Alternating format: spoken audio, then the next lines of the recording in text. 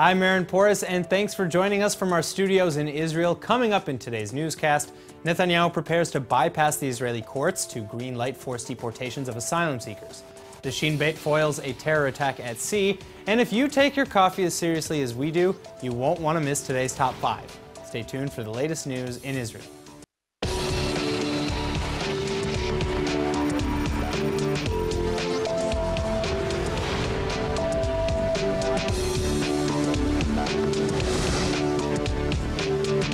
The presence of American soldiers in Syria is a constant relief to Israel. On top of fighting the Islamic State, United States forces serve as a buffer to keep other enemies, namely Iran, away from Israel's doorstep. But that may all be about to change after President Trump's latest announcement that the United States will be, quote, coming out of Syria like very soon, end quote.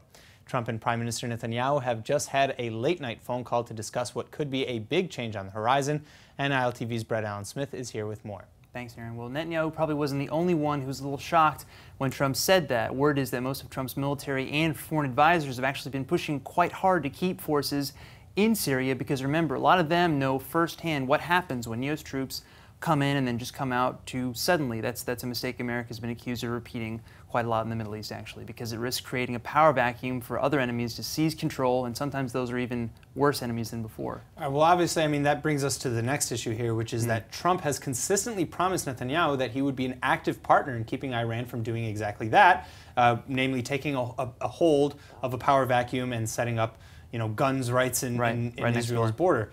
The question now is, can the United States still do that if he pulls out of the nearest squadron of boots on the ground? Right. I mean, that's probably exactly what this phone call was about. Now, coming off that talk, Netanyahu says Trump is still very committed to being in that fight. But I got to be honest here. I think Israeli leaders, including Netanyahu, should be very worried here. I can tell you that they most likely are very worried, actually. I mean, right now, as we're speaking, Erdogan, Putin, and the president of Iran are literally in Turkey talking this exact scenario, the scenario of what Syria is going to look like if and when the U.S. pulls out.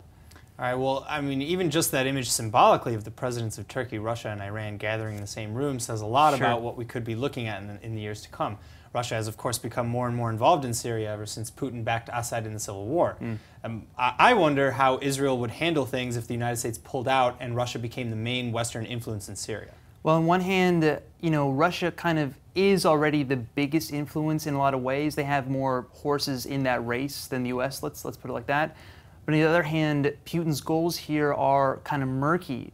And Netanyahu and Putin aren't exactly strangers either, right? So on one hand, Israel has acted with force against Syrian troops right under Russia's radar. But on the other hand, especially now that he's meeting with Iran's president, Putin seems to have given Iran a lot of leeway to seize control in a destabilized region there. And that is a very dangerous duality to be dealing with, I think.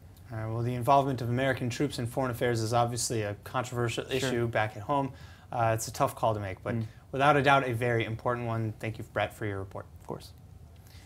All right, now, by canceling a landmark deal with the United Nations just mere hours after praising it, the fate of nearly 40,000 African asylum seekers living in Israel is once again a big question mark.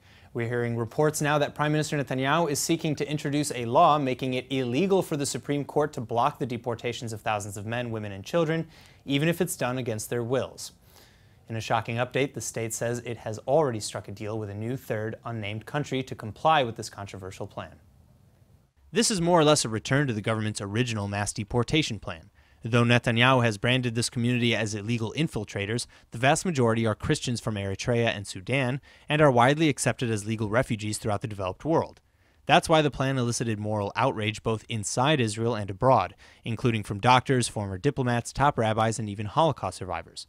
Regardless, Netanyahu blames the collapse of that deal on foreign pressures against Rwanda, the country now named as the place where asylum seekers would have been deported to. Other reports, however, show that the Israeli courts were those who thwarted the plan because they required Rwanda to assure the safety of deportees. Rwanda, though, has consistently come under fire for facilitating human trafficking and extortion of refugees deported from third-party countries, including dozens of cases from Israel. Netanyahu's reversal on a UN agreement, which would have seen half the country's migrants safely resettled to Western countries, has been widely seen as a political move to keep his coalition appeased. To that end, the government is now poised to rewrite the law, effectively removing the judicial system from the equation.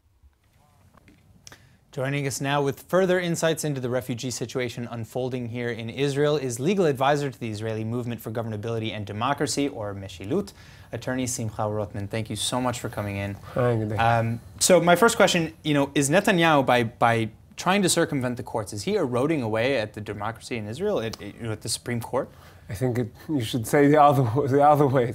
The Supreme Court of Israel constantly, for the last 10 years, blocked every democratic action the State of Israel tried to do against these illegal infiltrators. You said refugees before, but canceled a law that the Knesset passed, many Knesset passed for 3 times. The Supreme Court canceled it.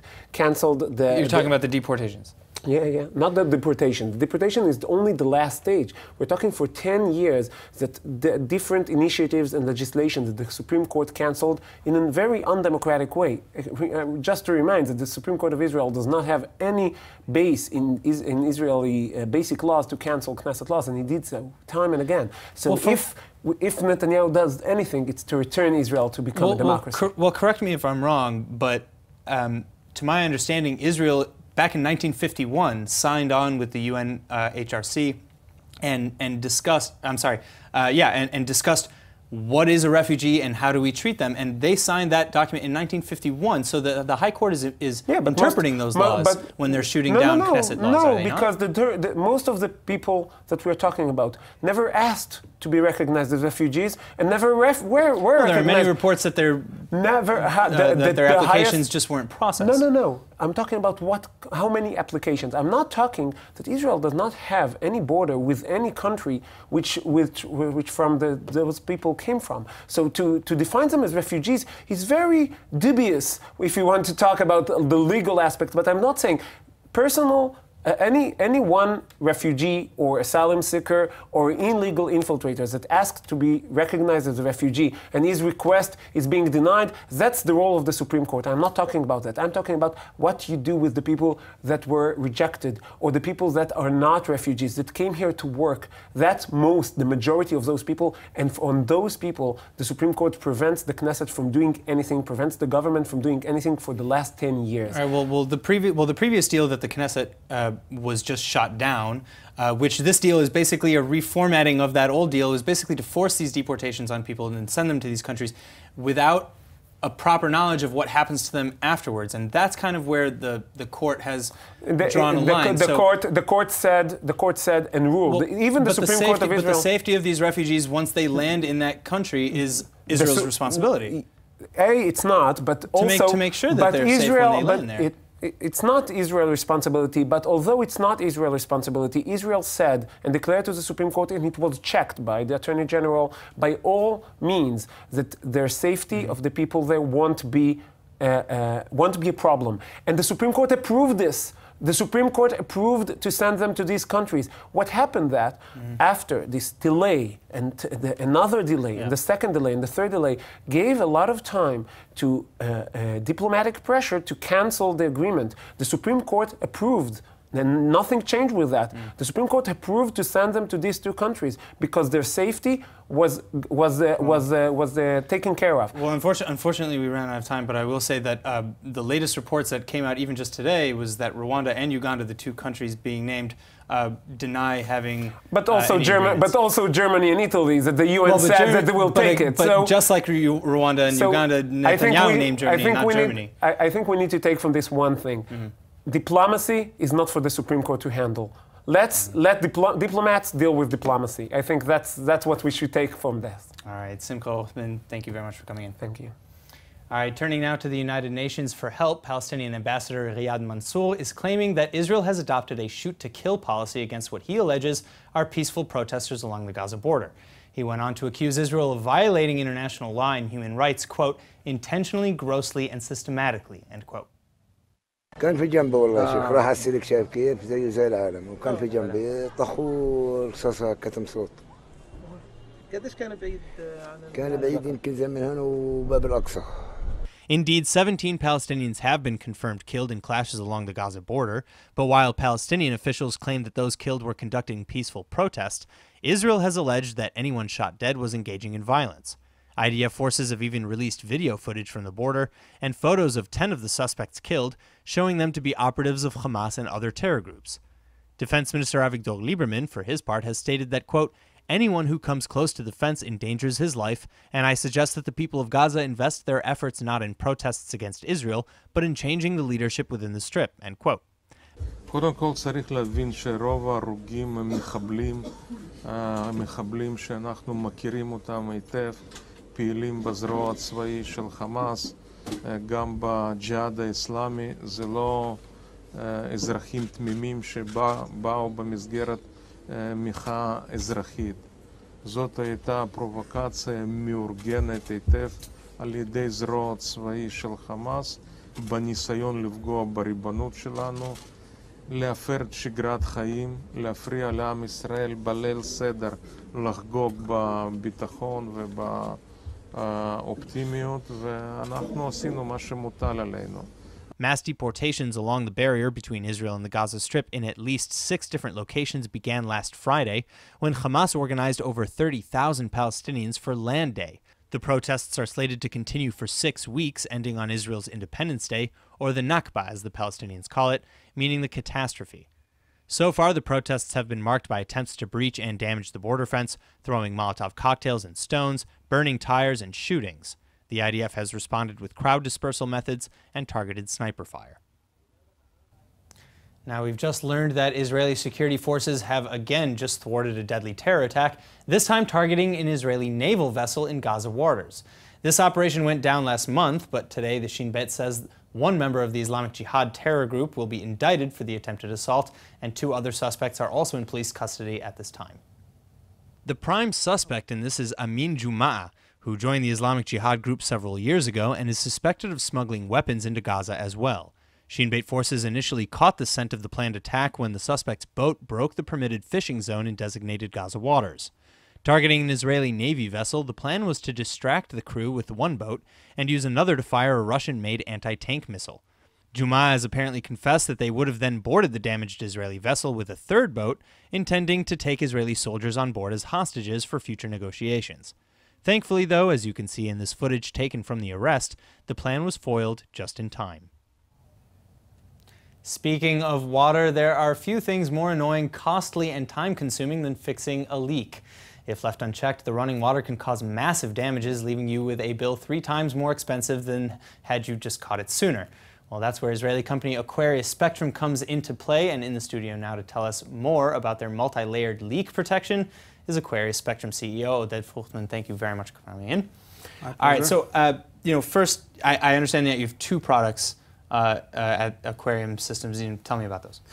Yeah, we have a fixed solution, which is what we do is we have the leak detection solutions that are monitoring the pipe of the municipalities. Okay. On average, we need 3 acoustic sensors per mile, and what they do, they take an acoustic measurement of the pipe each night, and they check for leaks.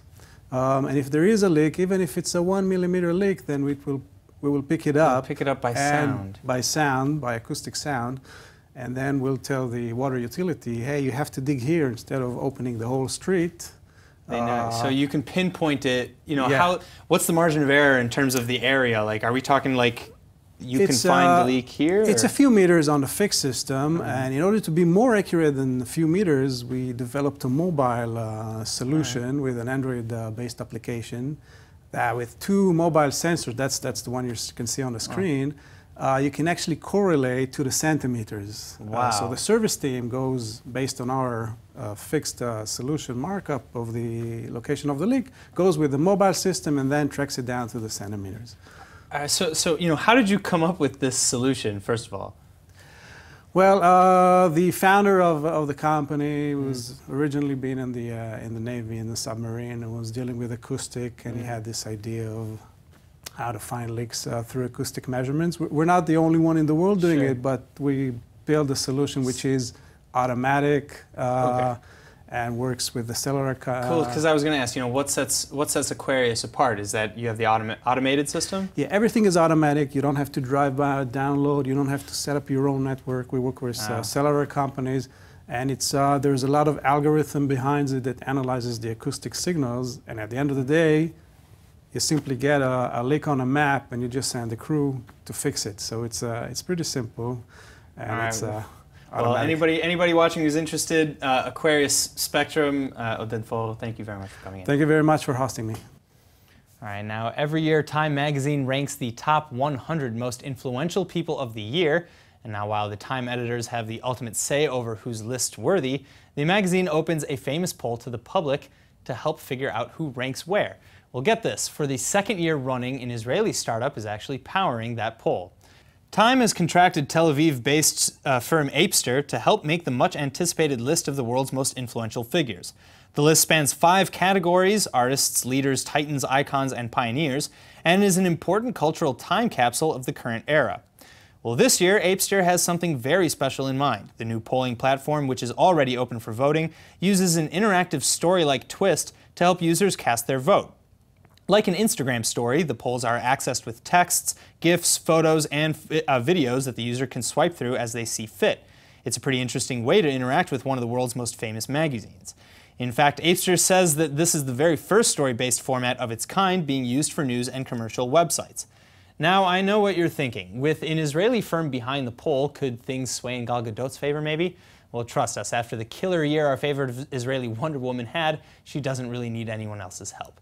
But here's where the overall polls stand right now. A Korean boy band called BTS leads the pack at number 1. Student activists who survived the Parkland High School shooting come in at number 2. And former United States President Barack Obama is at number 3. All right, now at any given time, life can seem difficult, amazing, or of course somewhere in between, but we're not always exactly in tune with our emotional selves.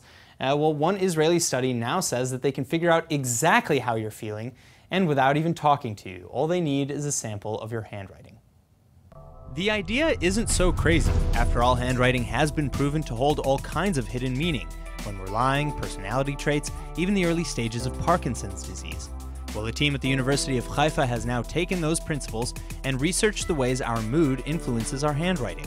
They then looked at how that information can be read, analyzed, and even put to good therapeutic use. The study used 62 participants and analyzed how they wrote the Hebrew alphabet after watching different films evoking different emotional responses, and the results were too similar to be mere coincidence.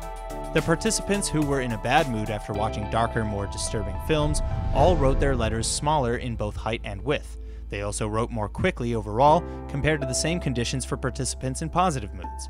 Cognitive theory suggests that when the mind is burdened with one action or even a thought, it can impair everything else. This theory serves essentially as the groundwork for this new study, which also factored in the space we use between letters and the degree of pressure we use when writing. The result? That while our moods and emotions can change rapidly, even from one moment to the next, an objective, quantitative way to reflect our true mood could be a breakthrough in psychological treatments. The Star of David, a 6-pointed star that has represented the Jewish people for hundreds of years, used as a patch to mark Jews during the Holocaust, as a pendant around Jewish necks, and now emblazoned proudly on the Israeli flag. It's understandable that this hexagram can mean so many different things to so many different people. And that's exactly what my next guest explores through his artwork. Joining me now to tell me all about the Flying in the Wind exhibition is artist David Bloch. Thank you so much for coming in. Thank you for having me. All right, so I'm actually really excited about this because I was looking at your artwork earlier. But why the flag and why the Star of David? Well, as a Zionist, I moved to Israel 18 years ago, and I do believe in the Zionist movement, so I settled here. And growing up, I always looked at the flag as a symbol of hope, of unity, of strength, and that really helped me out throughout my life, I would say, especially in the last 4 years, which I experienced a very difficult and emotional period of my life. Would you mind if I asked you more about that? Sure. I was fighting for my son's custody, and I didn't see him for over 3 years, and finally now everything is fine. So it was a way to communicate. So I used the flag as a canvas or as a tool to express my feelings, my hope, my distress sometimes, and to show also my pain. So it was a way also to communicate with my son. Yeah, these are very powerful images. Like this one here, I see blood on the flag. This can be taken in so many different ways. What was your kind of reasoning behind making an image like that? Well, I tend to, it's almost like a window of opportunities. I see some people look at things through a telescope or microscope. I tend to look at it, I guess, through the flag of Israel. So every time there's an event, every time there's something, so that was, for example, the bombing, the attack in Sarona, But 2 years ago. Yes, 2 years ago. So, but I knew that I was doing something, what you can call art, but I didn't realize to the full extent, the full depth, until I met Shuki Cook, who's organizing the exhibition. Wow. And with him, everything came out to the surface, and I saw the depth of my work through it. How many flags have you created now, upwards of? Well, the first one I did was maybe 6, 7 years ago. It was combining skiing with the flag in Israel, because I used to compete on the World Cup skiing. Wow. But then it was really in the last 4 years that I explained that I did over 180 pieces. Wow. And I continue to do so. So that's very prolific. I guess my final question Sure. is, where can we see this exhibition? So the exhibition will be, the opening will be on Friday, April 13th at noon. Wow. At the Shuki Cook Gallery, the studio, located in Ruchama 11 in Tel Aviv, near Jaffa. I think it's called Ezor Nitran Noga. Okay. All right. So I look forward to seeing everyone. All right, the Shuki Cook Gallery on the 13th? Yes. Thank you so much, David Bloch. I look forward to seeing you there. Me too. All right, now, if you're like me, you need a daily shot of caffeine to be your best in this competitive and high-tech town. So here's ILTV's Emmanuel Kadosh with the top 5 cafes in Tel Aviv. As if we don't brag about Israeli cuisine enough, with all the fresh produce and fusion of different cultures, I'm here to give you the top 5 cafes you can find in Tel Aviv. At number 1, we have Cafe Zoho. If you're looking for a little taste of America, well, Cafe Zoho is one of the most international spots in all of Tel Aviv. Offering all the American favorites like egg and cheese bagels to savory pancakes, and everything is made in-house. The cafe has been open since 2010 and has since become a staple in Tel Aviv breakfasts. So whether you're international or local, this is definitely the spot to check out. Number 2 on our list is the Bouquet Cafe. Now, you can't visit this cafe without ordering the bouquet tray, giving you a little taste of everything offered. A little bit of hummus, some roasted eggplant, scrambled eggs, and some tuna salad. And that's just the tray. The rest of the menu offers fresh Israel-style dishes, all while sitting at a chill, laid-back location. But make sure to get here early. The lines can get long, understandably.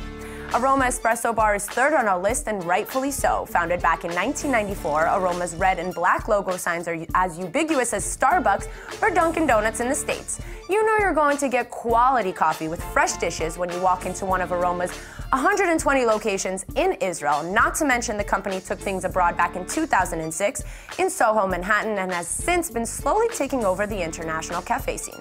So, whether here in Israel or over in the States, I recommend to try their iced aroma. You won't be disappointed. 4th is Cafe Cafe, the cafes of all cafes here in Israel. Since opening its first branch back in 2001, Cafe Cafe has opened up 105 locations around the Holy Land and in Europe. While sticking to the motto, take your time, the cafe offers a more extensive food menu and has a chill and comfortable vibe, worth grabbing a bite and trying it out for yourself. Last but most importantly, not least, is Cafe Greg. Founded back in 1994, originally in Haifa, more than 50 branches have opened up around Israel, each with its own unique menu. Vogue magazine wrote an article about the Tel Aviv weekends and joked about the American-named cafe, saying it was a perfect place to come unwind after a shopping day. What's no joke? The quality of the coffee. Grab a cup and find out for yourself. That's all for today's Top 5. Back to you. And now for our Hebrew word of the day. We just counted down some of the best coffee shops Israel has to offer. And I don't know about you, but I'm definitely ready for another cup. So today's word is hafuch, which is how you say cappuccino in Hebrew. Come on, it doesn't get much better than a nice hot hafuch or cappuccino, whether you take it strong, weak, iced hot, or light with soy milk. The hafuch is the guaranteed way to recharge your batteries during a long day. And for the last time, no, a hafuch is not a latte. A latte is 2/3 steamed milk. A hafuch is only 1/3 steamed milk, okay? And don't you even dare get me started on the mochaccino, whatever that is. It's just a hafuch with some chocolate syrup mixed in. I secretly love it. All right, let's go ahead and take a look at the weather forecast. Tonight should be partly cloudy with a low of 60 or 16 degrees Celsius. Tomorrow you'll see little change in temperatures with sunny skies and a high of about 82 or 28 degrees Celsius. All right, that's it for today's news. Today's exchange rate is 3.53 shekels to the American dollar. Remember to sign up for our daily newsletter at iltv.tv, and don't forget to follow us on Facebook at Israel English News and on Twitter at ILTV News. I'm Aaron Porras, and thank you for watching.